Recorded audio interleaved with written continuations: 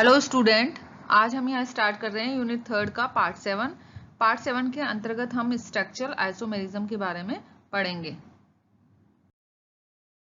Isomerism of coordination compound. जो coordination compound होते हैं वो आइसोमेरिज्म को शो करते हैं। अब आइसोमेरिज्म कहते किसे हैं?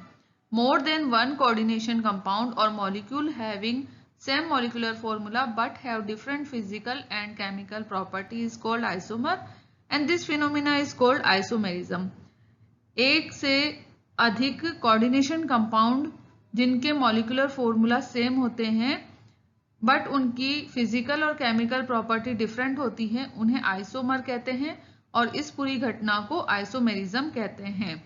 अब ये कोऑर्डिनेशन कंपाउंड या जो मॉलिक्यूल्स होते हैं इनके मॉलिक्यूलर फॉर्मूला सेम होते हैं लेकिन फिर भी इनकी फिजिकल और केमिकल प्रॉपर्टी भिन्न क्यों होती है? क्योंकि जो लिगेंड्स होते हैं उनका अरेंजमेंट किसके चारों ओर, सेंट्रल मेटल एटम के चारों ओर लिगेंड्स का अरेंजमेंट डिफरेंट होता है। किसमें? कोऑर्डिनेशन कंपाउंड में। और अगर मॉलिक्यूल की बात करें तो मॉलिक्यूल में एटम जो होते हैं इनका अरेंजमेंट डिफरेंट होता है और इसी कारण इनकी प्रॉपर्टी भिन्न भिन्न होती है। यहाँ हम एक एग्जाम्पल से समझते हैं। डाईमेथिल ईथर, इसका फॉर्मूला है CH3OCH3। इसी तरह से एक इथेनॉल है, इसका फॉर्मूला है CH3CH2OH। ठीक है, अब हम दोनों का मॉलिक्यूलर फॉर्मूला अगर देखें तो C2H6O होता है। दोनों का मॉलिक्यूलर फॉर्मूला देखें यहाँ पर सेम है लेकिन फिर भी इनकी जो प्रॉपर्टीज है वो डिफरेंट है और इनका जो स्ट्रक्चर है वो भी डिफरेंट है। देखिए यहाँ पे डाईमेथिल ईथर का ये स्ट्रक्चर दिया हुआ है, यहाँ पे जो एटम का अरेंजमेंट है वो बिल्कुल अलग है और इथेनॉल में जो एटम का जो अरेंजमेंट है वो बिल्कुल अलग है और इस अरेंजमेंट के कारण ही इन दोनों की प्रॉपर्टी भिन्न भिन्न होती है जबकि इनका मॉलिक्यूलर फॉर्मूला कैसा है? सेम है। अब देखते हैं टाइप ऑफ आइसोमेरिज्म। आइसोमेरिज्म जो होते हैं मेनली दो तरह के होते हैं, स्ट्रक्चरल आइसोमेरिज्म और स्टीरियो आइसोमेरिज्म। तो जो स्ट्रक्चरल आइसोमेरिज्म होते हैं वो अराइज होते हैं due to difference in structure of coordination compound. Coordination compound के स्ट्रक्चर में भिन्नता होती है, इसके कारण स्ट्रक्चरल आइसोमेरिज्म होते हैं। और जो स्टीरियो आइसोमेरिज्म होते हैं वो किस तरह से अराइज होते हैं? वो होते हैं मेटल एटम के चारों तरफ लिगेंड का जो ओरिएंटेशन होता है उसके कारण ये स्टीरियो आइसोमेरिज्म अराइज होते हैं। इसके बाद में स्ट्रक्चरल आइसोमेरिज्म जो होते हैं वो 6 तरह के होते हैं। Hydration isomerism, ionization isomerism, linkage isomerism, ligand isomerism, coordination isomerism, coordination position isomerism. और जो स्टीरियो आइसोमेरिज्म होते हैं वो 2 तरह के होते हैं, ज्योमेट्रिकल आइसोमेरिज्म और ऑप्टिकल आइसोमेरिज्म। इसको हम एक एक करके आगे पढ़ेंगे। हाइड्रेट और सॉल्वेंट आइसोमेरिज्म, ऐसे कोऑर्डिनेशन कंपाउंड जिनमें वाटर मॉलिक्यूल या सॉल्वेंट का कोई मॉलिक्यूल होता है वो हाइड्रेट और सॉल्वेंट आइसोमेरिज्म शो करते हैं। तो ये जो कोऑर्डिनेशन कंपाउंड होते हैं इनके केमिकल कंपोजिशन सेम होते हैं बट इनमें जो वाटर मॉलिक्यूल का नंबर होता है इन कोऑर्डिनेशन स्पेयर के अंदर वो भिन्न भिन्न होता है। और जब वाटर मॉलिक्यूल कोऑर्डिनेशन स्पेयर में होता है तो लिगेंड की तरह कार्य करता है, या कोऑर्डिनेशन स्पेयर के बाहर जो वाटर मॉलिक्यूल होता है वो उसका नंबर भी भिन्न भिन्न हो सकता है और ये water molecule free water molecule होता है। तो इस तरह के कोऑर्डिनेशन कंपाउंड को हाइड्रेट आइसोमर कहते हैं। यहाँ हम एक एग्जांपल द्वारा समझ सकते हैं। हेक्सा हाइड्रेटेड क्रोमिक क्लोराइड है, यहाँ पर इसके 3 डिफरेंट आइसोमर हैं जबकि इनका केमिकल कंपोजिशन जो है वो सेम है, CrCl3 6H2O। यानी कि हर आइसोमर में 6 वाटर मॉलिक्यूल होंगे, 3 क्लोराइड होंगे, परंतु इसकी जो एंटाइटी होती है उसमें वाटर मॉलिक्यूल की संख्या डिफरेंट होती है। तो यहाँ पर हम हेक्साहाइड्रेट क्रोमिक क्लोराइड के तीनों आइसोमर को देखते हैं। पहला है यहाँ पर, ये देखिए CrH2O6। अब इसके अंदर पूरे 6 के 6 वाटर मॉलिक्यूल एंटाइटी के अंदर हैं। और इसकी प्रॉपर्टी अगर हम देखें कंपाउंड की, तो ये वायलेट कलर का कंपाउंड होता है और सॉल्यूशन में 3 क्लोराइड आयन देता है। नेक्स्ट आइसोमर है CrH2O5। अब यहाँ देखिए एंटाइटी में वाटर मॉलिक्यूल 5 हैं, Cl, Cl2, H2O, एक वाटर मॉलिक्यूल बाहर की तरफ आ गया। तो इस कोऑर्डिनेशन कंपाउंड की प्रॉपर्टी क्या होती है, ये पेल ग्रीन कलर का होता है और ये 2 क्लोराइड देता है किसी भी सॉल्यूशन में।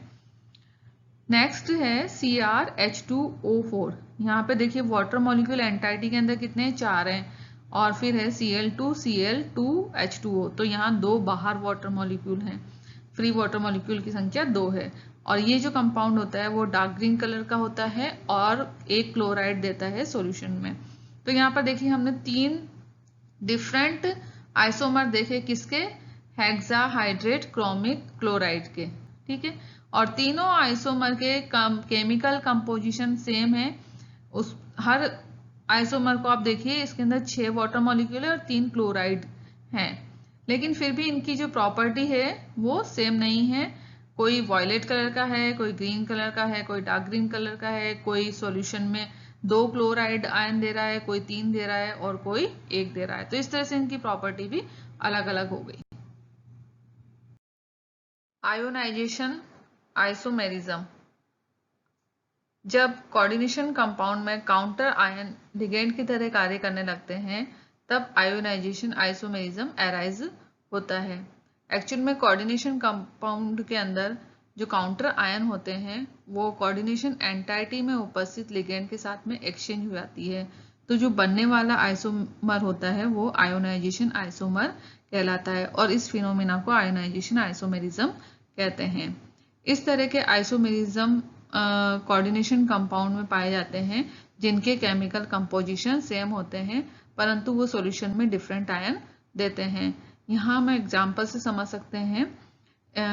हमारे पास एक एग्जांपल है bis ethylene diamine chloro platinum bromide. यहाँ पर जो काउंटर आयन है वो ब्रोमाइड है और जो लिगेंड है वो क्लोराइड है और एथिलीन डाई एमीन भी एक लिगेंड का ही काम कर रहे हैं। तो एंटाइटी के अंदर जो लिगेंड है क्लोराइड, उसके साथ में इस ब्रोमाइड का एक्सचेंज हो जाता है। ये आपस में एक दूसरे के साथ में अपना स्थान परिवर्तित कर लेते हैं। तो यहाँ पर जो ब्रोमाइड और क्लोराइड है वो दोनों ही लिगेंड की तरह कार्य करते हैं और इनके एक्सचेंज से एक दूसरा कॉम्प्लेक्स बनता है, उसमें ब्रोमाइड अंदर आ जाता है और क्लोराइड बाहर चला जाता है। इस पहले वाले कॉम्प्लेक्स में क्लोराइड अंदर था और ब्रोमाइड बाहर था। तो ये जो फर्स्ट कॉम्प्लेक्स होता है वो सॉल्यूशन में ब्रोमाइड आयन देता है और जो सेकंड कॉम्प्लेक्स ये वाला जो बना है हमारे पास में जिसमें क्लोराइड बाहर है, ये सेकंड कॉम्प्लेक्स जो है सॉल्यूशन में क्लोराइड आयन देता है। तो इस तरह से ये जो कंपाउंड बनते हैं इन्हें आयोनाइजेशन आइसोमर्स कहते हैं। इसको दूसरे एग्जाम्पल से भी समझ सकते हैं। यहाँ पर CONH3 का होल 5 NO3 SO4 और इसका जब एक्सचेंज होगा SO4 और NO3 में जब एक्सचेंज होगा आपस में तो इसका जो आइसोमर बनेगा वो होगा CONH3 होल 5 SO4 NO3। यहाँ पर NO3 बाहर आ जाएगा, यहाँ पर अंदर था और यहाँ SO4 जो है वो बाहर था तो यहाँ अंदर आ जाएगा। तो ये दोनों एक दूसरे के साथ में अपना स्थान परिवर्तित कर लेते हैं। जो पहला कॉम्प्लेक्स है वो सॉल्यूशन में SO4 माइनस आयन देता है और जो दूसरा कॉम्प्लेक्स है वो NO3 माइनस आयन देता है। Linkage isomerism. Linkage isomerism generally उन कोऑर्डिनेशन कंपाउंड में पाया जाता है जिनमें एम्बिडेंटेड लिगेंड प्रेजेंट होते हैं। एम्बिडेंटेड लिगेंड क्या होते हैं ये मैंने पहले भी आपको बताया था कि वो लिगेंड जिनमें 2 डोनर एटम प्रेजेंट हो एम्बिडेंटेड लिगेंड कहलाते हैं। और जो सेंट्रल मेटल एटम होता है वो इन दोनों में से किसी भी एक के साथ में कोऑर्डिनेट हो सकता है और इस तरह से सेंट्रल एटम जो है मेटल एटम वो एम्बिडेंटेड लिगेंड के किसी एक डोनर एटम के साथ में कोऑर्डिनेट होकर के लिंकेज आइसोमर्स बनाता है। यहाँ पर हम एक एग्जांपल देखते हैं।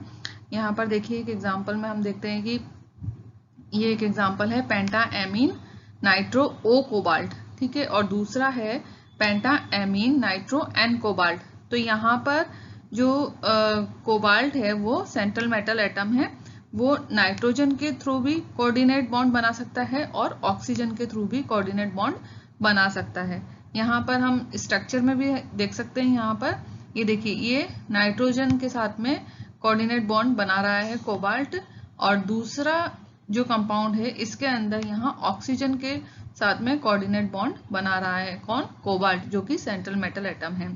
तो इस तरह से ये दोनों के साथ में कोऑर्डिनेट बॉन्ड बना करके और आइसोमर्स बनाता है, जिसे हम लिंकेज आइसोमर्स कहते हैं।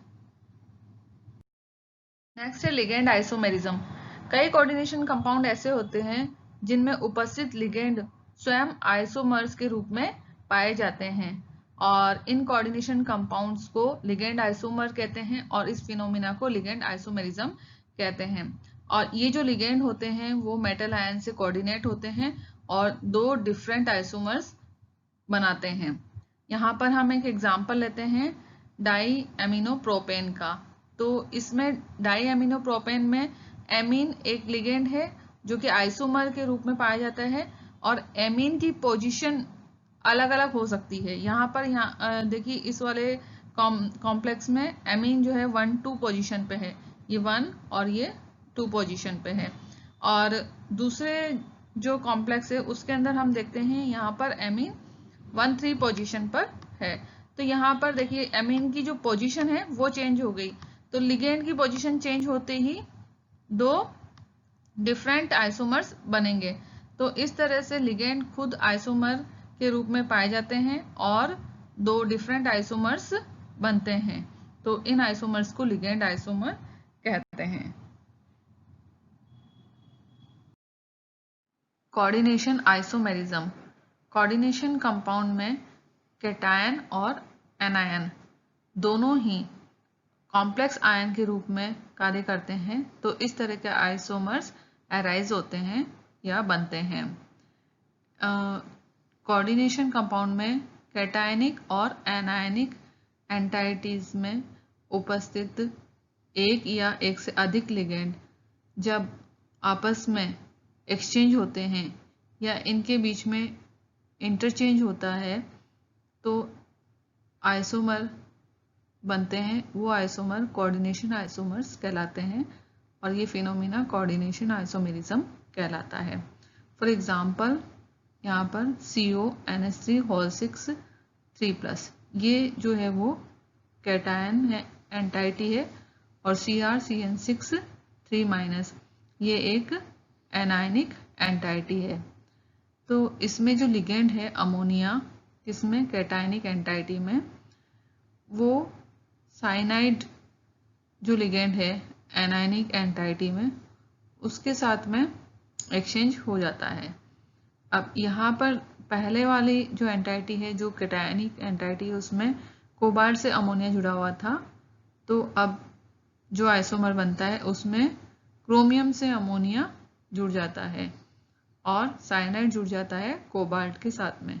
तो ये जो आइसोमर बनता है ये कोऑर्डिनेशन आइसोमर कहलाता है।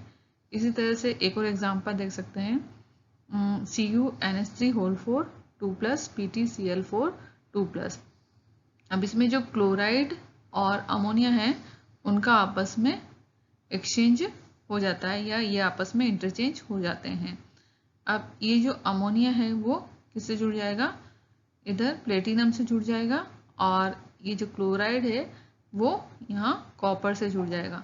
तो ये जो आइसोमर बनेगा नया, ये कोऑर्डिनेशन आइसोमर कहलाएगा। नेक्स्ट है कोऑर्डिनेशन पोजीशन आइसोमेरिज्म।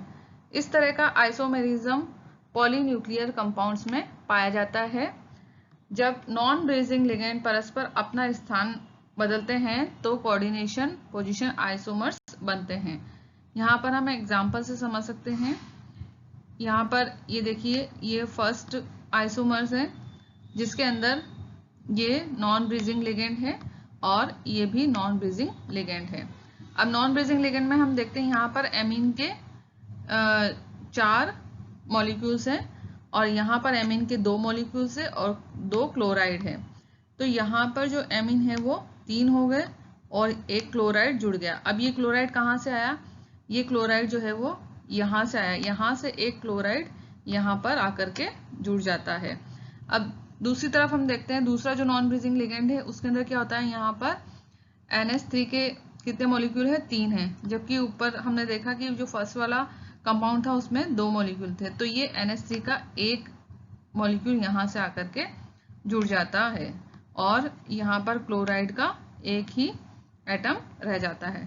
तो इस तरह से एमीन और जो क्लोराइड है वो आपस में अपना स्थान परिवर्तित कर लेते हैं और इस तरह से जो है कोऑर्डिनेशन पोजीशन आइसोमर्स बनते हैं। तो ये सेकंड आइसोमर है। इस तरह से इसके 2 आइसोमर बनते हैं। यहाँ तक आपको सभी चीजें क्लियर हो गई होगी। अब अगर आपके सामने कोई भी कोऑर्डिनेशन कंपाउंड रख दिया जाए तो आप आसानी से बता सकते हैं कि उसमें कौन सा आइसोमेरिज्म प्रेजेंट होगा। Thank you.